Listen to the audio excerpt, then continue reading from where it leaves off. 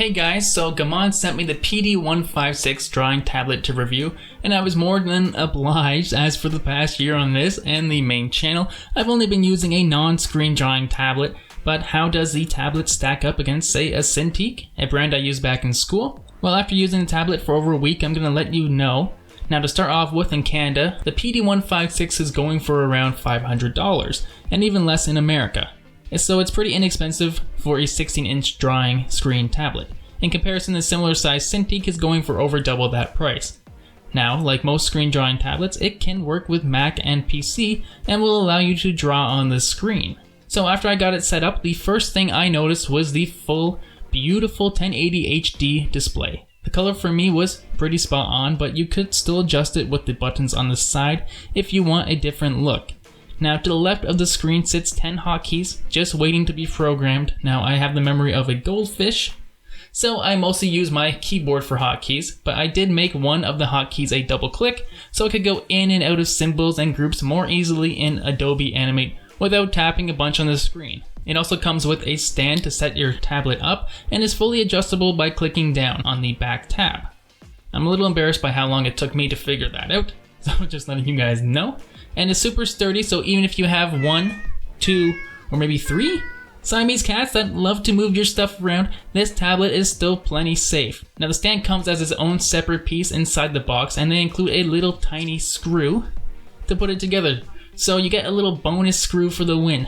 The cords that it plugs into on the side all combine into one cord at the end, which helps keep things more organized for myself, but I have seen some people online complaining that it makes some of the cords a tight squeeze to plug in for some setups. Personally, I like it for my desktop use, but I can see that being an issue for laptops or people who don't have as many ports to choose from.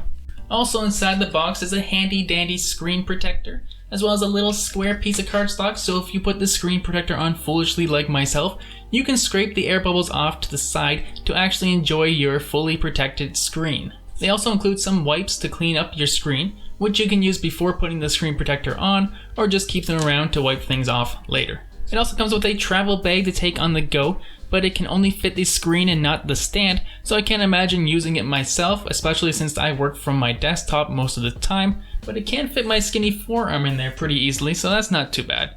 So also included is a little instruction book that explains what's inside the box, how to set up your tablet, and how to download the drivers. It's all pretty simple, but it's nice to have, I suppose.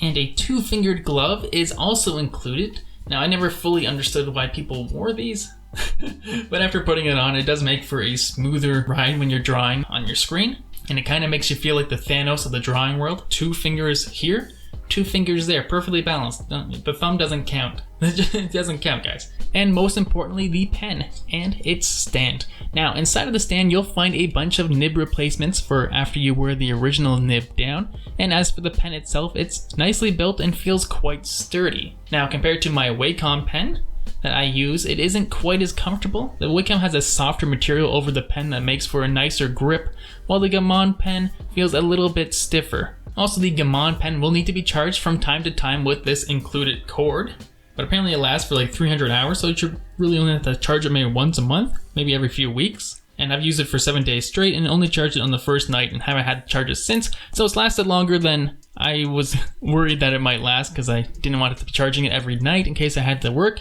so it hasn't been a problem yet, and I've actually been quite enjoying the pen itself.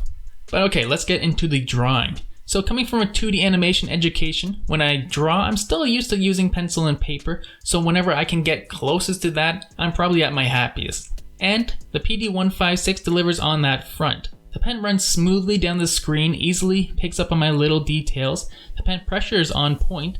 Whenever I'm drawing in Adobe Animate, I always make sure to have it on, and the pen could easily handle the lighter and harder drawing.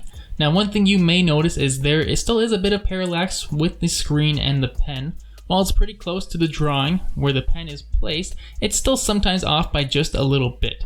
So instead of looking at where the pen is located, look where your drawing cursor is on the screen. Of course, you can adjust this in the preferences using the monitor calibration, but it will probably never be 100%. Of course, this is a small nitpick that most drawing tablets have to deal with, and I'm overall pretty happy with it, but I know that the more expensive Wacom tablets have dealt to be very close to where you're actually drawing. So my overall rating for the GAOMON PD1560 is going to have to be 4 hounds out of 5.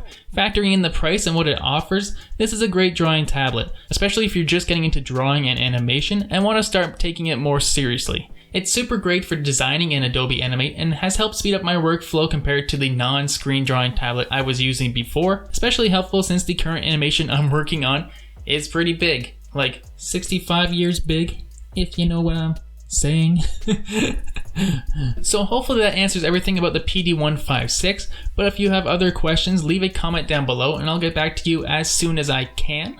And of course, thanks as always to the patrons for supporting the animations and the secondary channel. I'll be back with some more speed arts very soon, and a new animation on the main channel, hopefully in 3 weeks maybe. This one's a big one, very long. It's my longest animation yet, so get excited, and until next time, keep on keeping on.